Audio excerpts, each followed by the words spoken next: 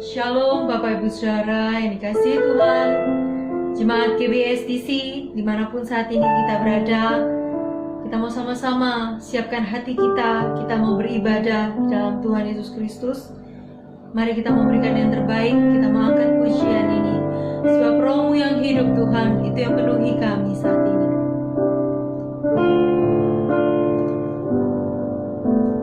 Roh-Mu yang hidup penuhiku, mengalir dalamku. Jiwaku tenang bersamamu dalam naunganmu.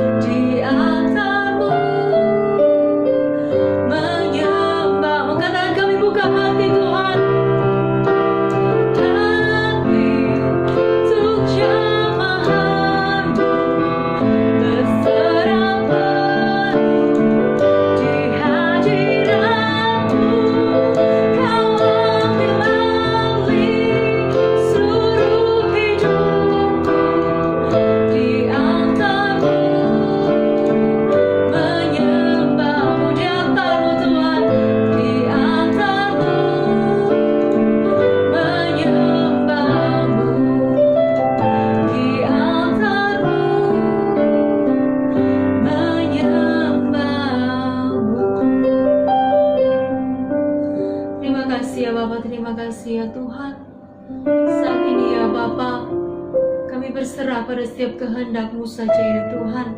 Sebab kami yakin yang terbaik yang Kau telah sediakan bagi setiap kami umat-Mu yang percaya dan yang tetap setia di dalam Tuhan dimanapun, dalam kondisi apapun saat ini yang sedang kami hadapi ya Tuhan. Terima kasih ya Bapa, terima kasih ya Tuhan. Terima kasih Yesus. Setiap kebaikan-Mu, setiap kemurahan-Mu, rahmat-Mu, kasih-Mu yang tak pernah ada habisnya bagi kami. Saat ini ya Bapa, kami siap untuk memberikan yang terbaik di hadapan Kau. Kami siap bersorak-sorai memuji Tuhan, merayakan kemenangan kami di hadapan Tuhan. Terima kasih ya Bapa, terima kasih ya Tuhan. Di dalam nama Tuhan Yesus Kristus kami berdoa dan mengucap syukur. Sama-sama kita mau katakan amin. Shalom jemaat Tuhan yang dikasihi. Saat ini kita mau berikan yang terbaik buat Tuhan. Kita mau rayakan sorak-sorai kemenangan kita di hadapan Tuhan. Kita mau katakan sebab anggur baru-Mu telah tercurah bagi setiap kami.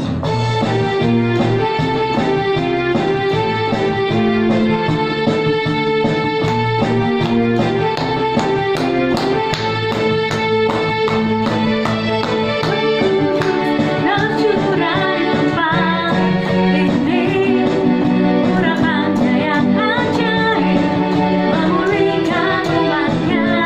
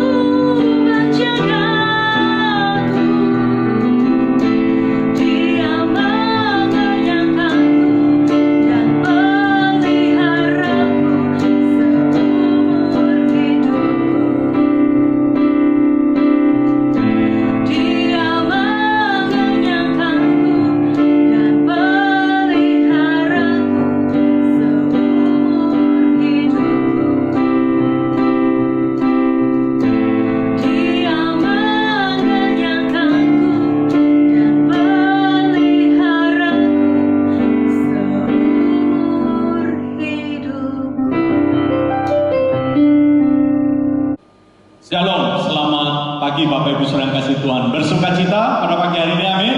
Puji Tuhan. Baik, kita sebelum mendengarkan firman Tuhan, mari kita terlebih dahulu kita masuk dalam doa untuk mempersiapkan hati kita, pikiran kita, agar benar-benar firman Tuhan itu tertanam di hati kita.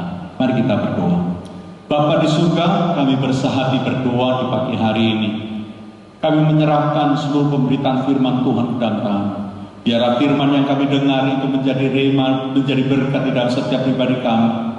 Tuhan kuasai hati dan pikiran kami sehingga seluruh benih firman Tuhan boleh tertanam di hati dan menghasilkan buah. Segala pekerjaan iblis, roh jahat sudah dihancurkan dalam nama Yesus. Kami percaya kuasa Roh Kudus bekerja di pagi hari ini untuk dalam pemberitaan firman Tuhan. Kami sambut pemberitaan firman Tuhan dengan penuh iman dan ucapan syukur hanya di dalam nama Tuhan Yesus. Yang percaya sama-sama katakan amin. Puji Tuhan. Bapak Ibu Saudara yang kasih Tuhan, kita akan mendengarkan sebagian dari firman Tuhan, tetapi sebelumnya mari kita mengingat dulu khotbah minggu yang lalu. Saudara, pada minggu yang lalu firman Tuhan bertemakan apa? Karakter yang diubahkan. Masih ingat? Yang terambil dalam Kolose 3 ayat 1 sampai 10. Masih ingat? Dan khotbah hari ini ada kaitannya Saudara, makanya saya ingatkan kembali. Nah, Saudara, ada 3 poin bagaimana karakter itu diubahkan. Yang pertama adalah pikirkan perkara yang di atas. Mengapa kita perlu memikirkan perkara yang di atas? Karena seringkali anak Tuhan memikirkan yang di atas itu apa? Kebutuhan jasmani. Ya. Padahal Tuhan inginkan kita memikirkan nilai-nilai kebenaran. Itu yang lebih utama. Bukan tidak boleh memikirkan perkara-perkara jasmani, tetapi pikirkanlah perkara rohani, Saudara. Itu yang pertama. Yang kedua, kita diminta apa? Matikan kedagingan.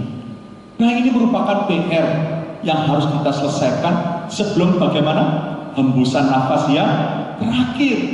Kita harus sudah selesaikan PR itu, yaitu mematikan kedagingan. Nah, mungkin kita berkata, bagaimana saya bisa mematikan kedagingan?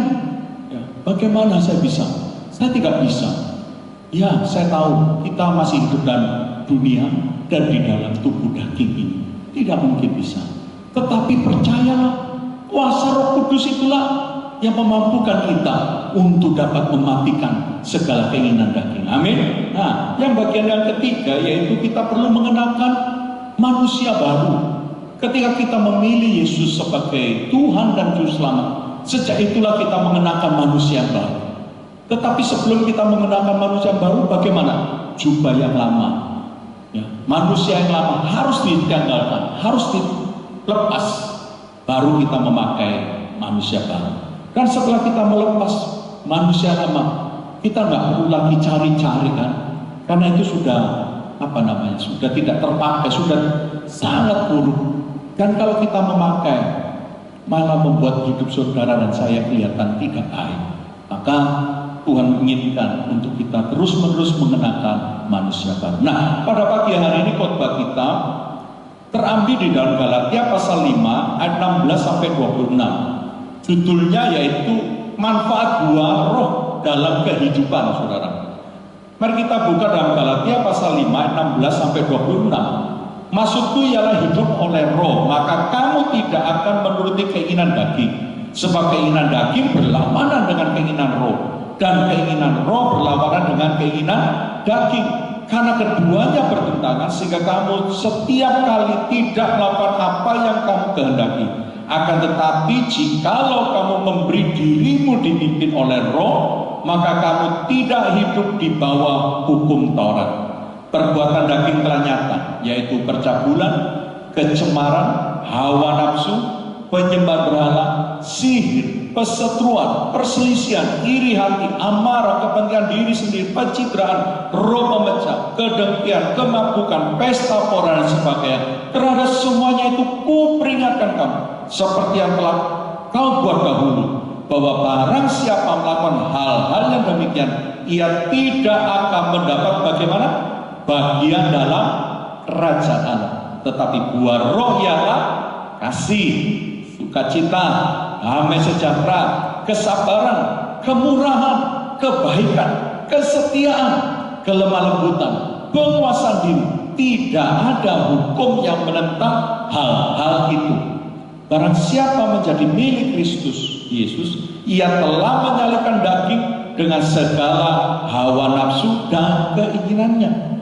Jikalau kita hidup oleh roh, baiklah hidup kita juga dipimpin oleh roh. Dan janganlah kita gila hormat, janganlah kita saling menentang dan saling mendengki. Demikian kita telah membaca pembacaan firman Tuhan di dalam Galatia pasal 5 ayat 16 sampai yang ke-26. Saudara, di sini kita melihat bagaimana ketika kita menjadi orang percaya, kita menerima anugerah keselamatan, kita tidak bisa lagi hidup seperti manusia lama. Tidak boleh. Mengapa? Karena kita akan pulang ke rumah Bapa di surga. Di sana tidak ada yang namanya perbuatan duniawi, perbuatan daging. Semuanya sesuai dengan standar nilai-nilai kerajaan surga. Jadi kita mau hari ini saudara dan saya dipimpin oleh Roh Kudus untuk menghasilkan sesuatu dalam hidup saudara. Nah, kita perlu memikirkan ini. Jadi khotbah saya akan membagi dalam 3 bagian.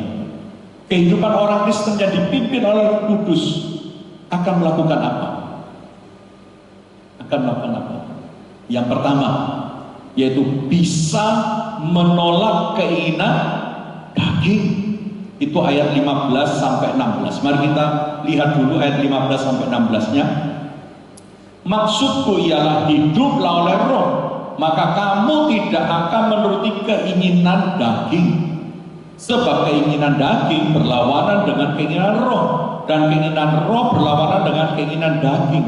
Karena keduanya bertentangan, sehingga kamu setiap kali tidak melakukan apa yang kamu kehendaki. Saudara yang dikasih Tuhan, di sini ada pertentangan, ada suatu perlawanan dua hal, yaitu keinginan roh dan keinginan daging. Keduanya ini tidak bisa bersatu, otomatis harus salah satu. Apakah itu keinginan daging, apakah itu keinginan roh? Tidak bisa dua-duanya dimiliki atau dihidupi oleh orang percaya.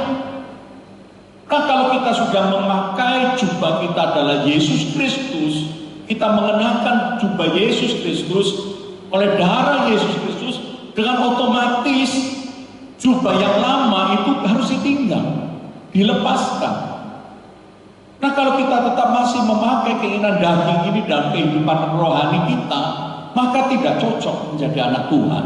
Berarti Anda dan saya belum percaya kepada Yesus. Nah, saudara, bagian yang pertama ini mari kita melihat bagaimana orang Kristen bisa menolak keinginan daging, saudara. Bagaimana? Kita ingin melakukan yang baik, tetapi ada banyak yang jahat. Saya percaya kita seringkali memikirkan begitu kan. Wah, saya ingin melakukan menolong orang. Tapi nyatanya ketika kita menolong orang itu, kita ingat, oh dia dulu pernah jahati saya, sehingga kita tidak mau lagi tolong, saudara ya, karena telah pernah disakitkan sama orang itu. Maka kita seringkali menolak untuk melakukan. Nah, keinginan daging ini harus kita mau kalahkan dengan cara bagaimana?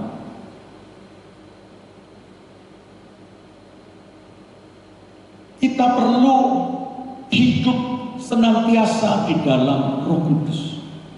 Anda dan saya tidak bisa dengan kekuatan ini sendiri, kita sendiri, untuk melawan, untuk mengalahkan dengan kekuatan. Tapi oleh kuasa Roh Kudus, Anda dan saya dimampukan untuk mematikan keinginan daging. Kita bisa menolak setiap apa yang menggoda pikiran hati kita, perasaan kita, untuk tidak melakukan perbuatan-perbuatan roh. Kita bisa menolak. Karena Anda dan saya terus-menerus bersekutu dengan Roh Kudus. Jadi saya mendorong bagi Bapak Ibu saudara yang kasih Tuhan, untuk jangan pernah memikirkan dalam hati saudara untuk tidak bersekutu setiap hari. Roh Kudus berbicara lewat apa? Dia berbicara lewat firman-Nya, Maka perbanyaklah di waktu yang saat ini Bapak Ibu banyak di rumah, ya, tidak ada aktivitas di luar. Pakailah untuk belajar firman Tuhan, membangun mesbah keluarga dengan anggota keluarga Anda, dan di situ mulai sharing satu sama lain tentang firman Tuhan yang kita dapatkan. Saya percaya itulah yang bisa membuat saudara dan saya mematikan keinginan kami. Saya punya sahabat saya, seorang pengusaha saudara, dan beliau pernah bercerita kepada saya ngomong, wah hebat Om ini pelayanannya luar biasa. Seorang bos tetapi juga melayani dengan semangat sekali saudara. Saya tanya rahasianya apa? Wah dia ngomong gini, sebelum Om ini menjadi dia percaya Yesus hidupnya sudah tidak karuan sudah ya, hidup duniawi. Nah setelah menjadi orang percaya, hidupnya juga biasa-biasa saja. Jadi nggak ada bedanya sebelum dia percaya Yesus dengan setelah percaya Yesus. Jadi hidupnya duniawinya sama. Lalu dia mulai memikirkan, apakah seperti itu orang Kristen? Maka dia bagaimana saudara? Dia mencoba memikirkan bagaimana cara dia bisa mematikan keinginan daging. Maka dia mulai bersekutu dengan Tuhan, belajar firman Tuhan, memberi diri untuk melayani Tuhan, ambil bagian dalam pekerjaan Tuhan. Nah setiap kali dia mulai timbul perasaan dan pikirannya dia, perbuatan-perbuatan daging yang lama itu timbul di pikirannya, dia bisa menolak. Karena apa? Karena firman Tuhan ada dalam dirinya dan mulai mengingatkan, hei kamu sudah melayani Tuhan loh, kamu telah membaca firman-Nya loh. Jadi Bapak pengusaha ini mulai sedikit demi sedikit sudah bisa melepaskan, bahkan dia tidak mau lepas dari pelayanannya dia. Artinya dia mau terus-menerus menghidupi, belajar firman, melayani Tuhan terus-menerus. Sekalipun dia seorang pengusaha yang cukup padat pekerjaannya, tapi di kantornya dia ambil waktu membaca lagi firman Tuhan. Dia tidak mau meninggalkan persekutuannya dengan Tuhan. Itulah yang memampukan dia bisa mematikan keinginan daging. Dan saya percaya jemaat Tuhan pun bisa melakukan ini. Amin. Bukan karena kuat kita, bukan kemampuan hebat kita, bukan, tetapi karena karya Roh Kudus yang terus-menerus mengingatkan firman yang ada di dalam hati kita. Amin. Ayo semua jemaat Tuhan, belajar lagi firman-Nya di rumah. Buka lagi. Ya, kalau tidak tahu boleh tanya saya, nanti kita bersharing ya. Puji Tuhan. Itu yang bagian yang pertama. Bagian yang kedua, kita akan lihat kehidupan orang Kristen yang dipimpin oleh Roh Kudus, yaitu tidak lagi di bawah hukum Taurat. Ayat di 18 coba kita perhatikan saudara. Akan tetapi jika kamu memberi dirimu dipimpin oleh Roh, maka kamu tidak hidup di bawah hukum Taurat. Apa maknanya ini saudara? Nah saya ingin memberikan sedikit gambaran buat saudara. Yang namanya hukum itu hanya apa saudara? Memperlihatkan kesalahan atau pelanggaran terhadap apa yang dilarang oleh hukum tersebut. Jadi hukum secara umum saudara, dia akan memperlihatkan kesalahan seseorang. Kamu telah melanggar ini loh, kamu telah mencuri.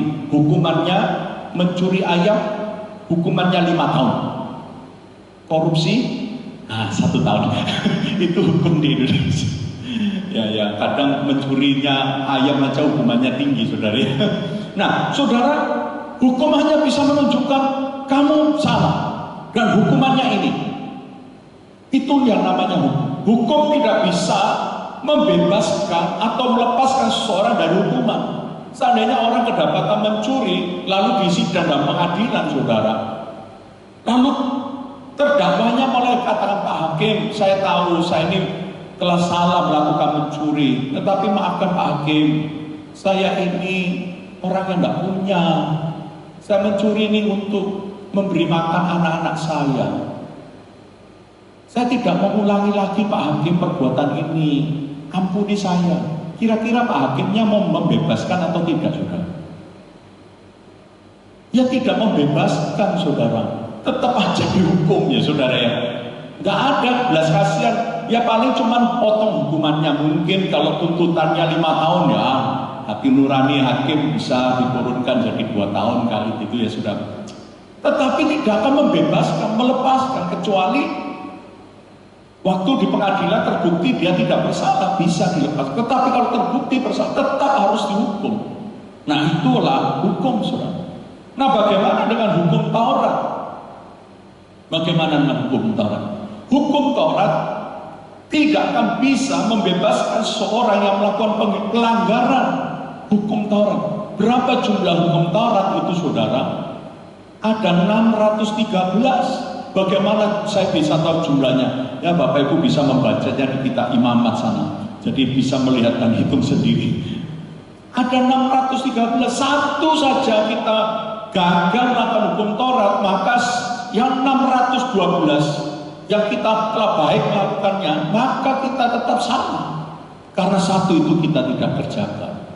Jadi sangat sulit sekali orang yang hidup di bawah hukum Taurat untuk bisa keluar menjadi orang yang penuh sukacita dan melakukan atau menghasilkan perbuatan roh. Tidak bisa. Jadi saya ingin memberikan sedikit gambaran, saudara. Di dalam pembacaan ini ada 2 keinginan dalam Galatia 5 ayat 16 sampai yang ke-26. Ada 2 keinginan. Yang satu keinginan roh, sama-sama katakan keinginan roh. Yang satu keinginan daging, sama-sama katakan keinginan daging. Baik. Keinginan roh apa saja, saudara? Galatia 5 tadi ditulis apa? Kasih, sukacita, damai sejahtera, kesabaran, kemurahan, kebaikan, kesetiaan, kelemah lembutan, dan penguasaan diri. Nah, itu keinginan roh atau buah roh. Lalu keinginan dagingnya apa, saudara? Di Galatia 5 yang tadi kita baca, yaitu percabulan, kecemaran, hawa nafsu, lalu penyembahan berhala, sihir, perseteruan, perselisihan, iri hati, amarah, kepentingan diri, lalu percibdaan, roh pemecah, kedengkian, lalu apa? Kemabukan dan pesta pora. Nah ini keinginan daging semua. Oke, nangkep ya? Keinginan roh, keinginan daging. Nah, juga ada 2 hukum yang berlaku. Yang satu hukum Taurat, yang satu hukum kasih atau Injil Yesus Kristus. Ya, ada 2 hukum. Ada 2 keinginan daging, keinginan roh. Lalu 2 hukum yang berlaku, hukum apa? Taurat dan hukum kasih atau Injil Yesus Kristus. Baik. Nah, saudara, bagaimana hukum Taurat? Ya, saya berdiri di sini. Ya, sisi sini anggap aja. Hukum Taurat ini memandang keinginan daging. Bagaimana, saudara? Ketika seseorang berada di bawah hukum Taurat dan dia melakukan seluruh hukum itu 613, maka tidak ada masalah. Dia tidak akan pernah dihajar oleh hukum Taurat, tidak pernah dihukum karena dia telah melakukannya. Tetapi ketika seorang itu melanggar salah satu hukum Taurat atau keinginan daging, maka apa yang terjadi? Hukum itu berlaku, saudara. Hukum itu pasti menghajar, memukul, menghukum, mematikan bahkan, saudara. Nah itu hukum Taurat. Tetapi ketika bagaimana hukum Taurat itu memandang keinginan roh, bagaimana?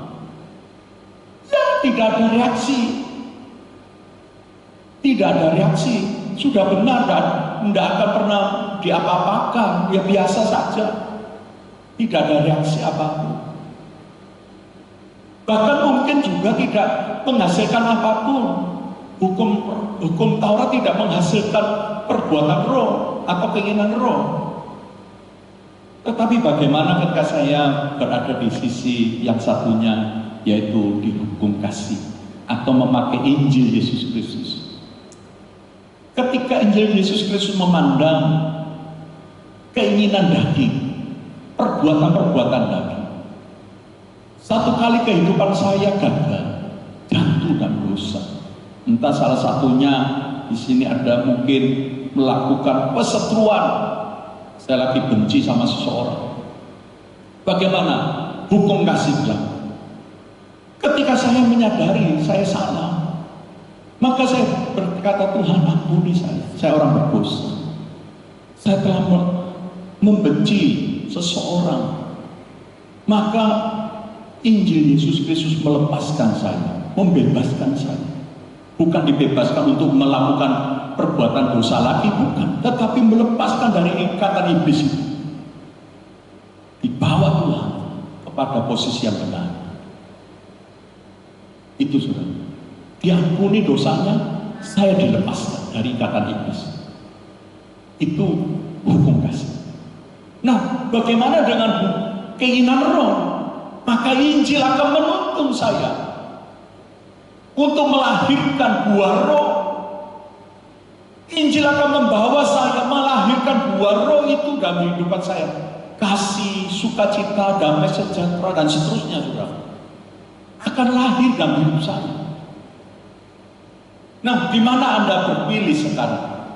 Apakah masih mau menghidupi hukum Taurat? Ataukah kita hari ini menghidupi hukum kasih? Selama kita berada di hukum Taurat, Anda tidak akan pernah menghasilkan buah roh atau menghasilkan keinginan roh. Boro-boro mau menghasilkan keinginan roh, saudara. Untuk menghafal 613 Anda sudah kelelahan, capek banget, saudara. Kalau salah satu saja, wah sudah. Bagaimana kita bisa mengalami damai sejahtera di dalam hukum Taurat? Bagaimana saya bisa mengalami mengasihi saya sendiri cemas setiap hari, harus deg-degan, saudara. Jangan sampai saya nyalahi orang lain. Jadi semua berpusat diri, merasa menjaga diri betul-betul. Bersyukur kalau Tuhan telah memberi kita kesempatan untuk menikmati anugerahnya, di mana Yesus telah berkorban untuk kita semua, mati untuk hukum Taurat, menjalani seluruhnya, melepaskan kita dan membawa kita untuk menikmati keinginan roh, berbuah roh. Tidakkah ini membuat kita bersukacita pada pagi hari ini? Amin, saudara. Untuk itu firman Tuhan ini sungguh luar biasa. Akan tetapi jika kamu memberi dirimu dipimpin oleh roh, maka kamu tidak hidup di bawah hukum Taurat. Artinya saudara, saya akan menghasilkan buah roh itu, saudara. Kasih, sukacita, damai sejahtera, kesabaran, kemurahan, kebaikan, kesetiaan, kelemah lembutan, dan penguasaan diri. Itu muncul dalam diri saudara. Luar biasa. Amin, saudara. Puji Tuhan. Ini saya meminta saudara untuk memikirkan supaya kehidupan rohani saudara pada saat ini menghasilkan buah roh. Nah, itu bagian yang kedua. Nah, bagian kita yang ketiga, yaitu kehidupan orang Kristen yang dipimpin oleh Roh Kudus adalah hidup oleh roh. Itu ayat 25. Mari kita membaca. Jikalau kita hidup oleh roh, baiklah kita juga dipimpin roh. Nah, saudara, firman Tuhan ini sungguh luar biasa. Bagaimana kehidupan orang Kristen yang dipimpin oleh roh itu mampu menghadapi situasi zaman sekarang yang lagi susah. Ingat beberapa kali sebelum peristiwa COVID-19 ini menghantam Indonesia, saudara. Di awal-awal dulu saya telah berkhotbah mengingatkan bahwa akan terjadi pada masa yang akan datang ini masa yang sangat sukar. Dan kita perlu mempersiapkan rohani kita sebaik mungkin, mempelajari firman Tuhan dengan sungguh-sungguh sehingga kita secara rohani kita mampu tetap berdiri dengan iman kita, tetap memandang Yesus. Dan saat inilah kita sedang memasuki masa sukar itu. Mungkin akan terjadi masa yang lebih sukar dari masa yang sekarang ini, saya tidak tahu. Tetapi marilah kita memakai kesempatan ini sungguh-sungguh buat saudara saya untuk benar-benar hidup dipimpin oleh Roh Kudus, agar Anda dan saya hidup kuat menghadapi akhir zaman, bisa tetap bertahan iman kita menghadapi situasi yang semakin sulit. Siapa tahu saya tidak bisa lagi berkhotbah di hadapan saudara, dan saudara harus bisa memberi makanan rohani diri sendiri. Saya sudah merasa yakin Anda bisa melakukannya, memberi makan. Tetapi selagi masih ada kesempatan Anda mendengar banyak berita firman Tuhan, jangan bosan-bosan. Karena itulah yang akan memberikan kita kekuatan. Roh akan menuntun kita untuk melewati masa-masa yang lebih sukar dalam hidup saudara saya. Jangan berputus asa saudara. Jangan pernah engkau merasa sendirian di dalam hidup ini. Karena Roh Kudus senantiasa menyertaimu. Amin. Hiduplah oleh Roh. Secara daging saya tak akan mampu untuk melihat situasi zaman sekarang ini. Begitu sulit. Harga-harga bahan apa saja mulai merangkak naik. Kebutuhan makin hari makin sukar untuk cari. Ya, beberapa hari yang lalu saya berusaha untuk cari gula saudara. Beberapa tempat di sekitar gereja ini cari gula saja. Kosong pak, gulanya kosong. Baru gula saja kosong saudara. Jadi waktu saya ingin membeli sedikit banyak untuk saya bagi beberapa jemaat pada beberapa minggu yang lalu. Wah, saya harus cari beberapa tempat kumpulkan, dapat 2, ini dapat berapa, saya kumpulkan saudara. Ya, makanya pembagian gula kemarin gak seragam. Karena yaitu dari beberapa jemaat juga, ya terima kasih yang sudah berpartisipasi memberikan bantuan untuk kita bagikan ke ibu-ibu atau beberapa keluarga yang membutuhkan. Sangat sulit. Nah, saya tidak tahu bagaimana nantinya lewat waktu ini yang akan datang lebih baik. Saya tidak pernah percaya bahwa situasinya lebih baik di depan sana. Tapi pasti tambah sulit. Maka dengan cara apakah saya bisa bertahan, bahkan terus bergerak maju dan terus melihat kemuliaan Tuhan? Hanya oleh Roh Kudus. Makanya dengan jelas ini kehidupan orang Kristen harus dipimpin oleh Roh Kudus. Kalau kita tidak mau dipimpin, jangan-jangan kita tidak bisa bertahan sampai akhir hayat kita.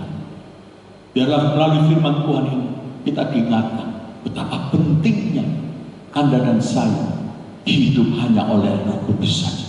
Bukan dengan kepandaian kita, bukan dengan otot kita, bukan dengan harta yang kita miliki. Kan itu semua sia-sia.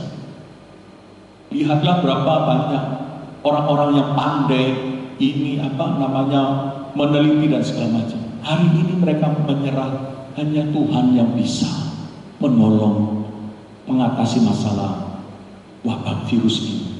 Semuanya menyerah pada Tuhan. Orang-orang pandai, orang kaya pun sudah tidak bisa menggantungkan dengan kekayaan. Semuanya sudah melepas. Hanya Tuhan yang bisa tolong. Hartanya tidak bisa. Jadi dengan kata lain, puji Tuhan, orang-orang percaya hari ini tetap mengandalkan Roh Kudus. Amin. Saudara masih di rumah tetap bertahan mengandalkan Roh Kudus. Itulah kekuatan kita untuk dapat melewati masa sukar. Amin. Ayo bertahan. Jangan pernah kita merasa bosan untuk mendengar firman, untuk ditegur oleh firman Tuhan, untuk diingatkan oleh Roh Kudus. Katakan puji Tuhan. Saya beberapa kali juga diingatkan dengan teman-teman sahabat saya kesalahan saya, dan saya terima kasih masih ada orang yang mau mengingatkan saya sehingga saya bisa memperbaiki diri. Roh Kudus menolong saya lewat sahabat-sahabat untuk ingat, ajar saya supaya apa? Saya bisa bertahan menghadapi masa yang sukar. Biarlah firman Tuhan yang kita dengar ini membawa kita semua jemaat Tuhan semakin dekat kepada persekutuan dengan Tuhan lewat saat teduh, dengan mesbah keluarga di rumah masing-masing. Dan kalau ada di antara Bapak Ibu yang masih ada persoalan atau mau butuh nasihat, silakan hubungi, saya juga akan memberikan firman Tuhan untuk mengingatkan saudara. Biarlah firman Tuhan ini memberkati kita semua. Amin. Tuhan Yesus memberkati. Amin. Baiklah, pada saat ini kita akan mempersiapkan diri untuk masuk dalam perjamuan kudus Tuhan. Apakah Bapak Ibu sudah mempersiapkan roti dan anggurnya di rumah? Sudah? Kalau sudah, ya saya undang Bapak Ibu bisa baik berdiri di tempat Bapak Ibu duduk. Ya, sebelum Bapak Ibu makan dan minum perjamuan Tuhan, dengar terlebih dahulu firman-Nya ya. Baru setelah itu kita makan bersama dan minum bersama. Sebab setiap kali kamu makan roti ini dan minum cawan ini, kamu memberitakan kematian Tuhan sampai Ia datang. Jadi barang siapa dengan cara yang tidak layak makan roti atau minum cawan Tuhan, ia berdosa terhadap tubuh dan darah Tuhan. Karena itu hendaklah tiap-tiap orang memuji dirinya sendiri, dan baru sesudah itu ia makan roti dan minum dari cawan itu. Karena barang siapa makan dan minum tanpa mengakui tubuh Tuhan, ia mendatangkan hukuman atas dirinya. Ingat Bapak Ibu, biarlah kita mulai koreksi hati kita. Apakah ada hal-hal yang tidak berkenan di hati kita? Mari kita cepat minta ampun, karena persekutuan kita dengan tubuh dan darah Kristus adalah mengenang akan korban Kristus di atas kayu salib. Dan ingatlah, kita adalah orang-orang yang diberitakan Tuhan untuk pergi memberitakan Injil Tuhan. Amin. Baik, kalau kita sudah melihat hati kita, angkat roti yang ada di tangan saudara, dengar firman Tuhan terlebih dahulu. Dan ketika mereka sedang makan, Yesus mengambil roti, mengucap berkat, memecah-mecahkan, lalu memberikan kepada murid-muridnya dan berkata, ambillah, makanlah, inilah tubuhku. Bukankah roti yang kita pecah-pecahkan adalah persekutuan dengan tubuh Kristus? Amin. Dalam nama Tuhan Yesus, mari kita makan bersama.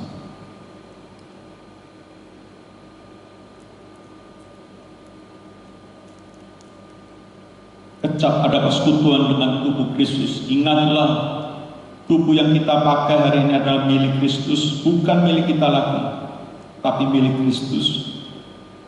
Biarlah kita pakai untuk memuliakan nama Tuhan. Baik, kita angkat cawan yang ada di tangan kita, dengar firman Tuhan terlebih dahulu. Sesudah itu ia mengambil cawan, mengucap syukur, lalu memberikan kepada mereka dan berkata, minumlah kamu semua dari cawan ini, sebab inilah darahku, darah perjanjian yang ditumpahkan bagi banyak orang untuk pengampunan dosa. Bukankah cawan pengucapan syukur yang atasnya kita ucapkan syukur adalah persekutuan dengan darah Kristus? Amin. Mari kita minum bersama.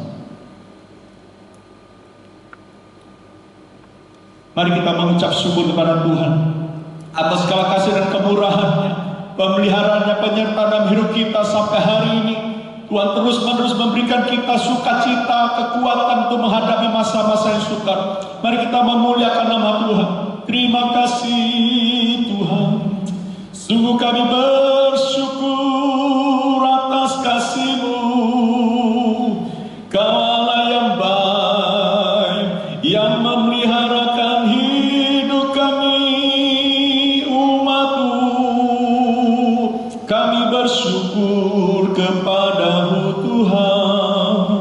Haleluya. Terima kasih ya Bapa. Oh, kami bersyukur untuk pagi hari indah ini Tuhan. Kau telah berkarya kehidupan kami lewat pemberitaan firman Tuhan yang kami dengar. Biarlah berita firman yang kami dengar itu tertanam di hati kami, dan kami percaya menghasilkan buah, dan nama Tuhan dipermuliakan. Biarlah penyertaan dan pemeliharaan Tuhan terus-menerus terjadi dalam kehidupan kami ya Bapa. Biarlah kuatkan senantiasa seluruh umat-Mu dimanapun saat ini berada, dalam situasi apa yang mereka sedang hadapi, mungkin pergumulan dalam kehidupan keluarga, kebutuhan yang dibutuhkan. Tuhan lah yang sanggup memenuhi segala kebutuhan rumah tangga mereka ya Bapa. Mungkin ada yang bergumul dalam kesehatan, biarlah bilur-bilur Yesus boleh menyembuhkan, menjamah di dalam nama Yesus. Biarlah sakit penyakit sudah dilalukan dalam nama Yesus.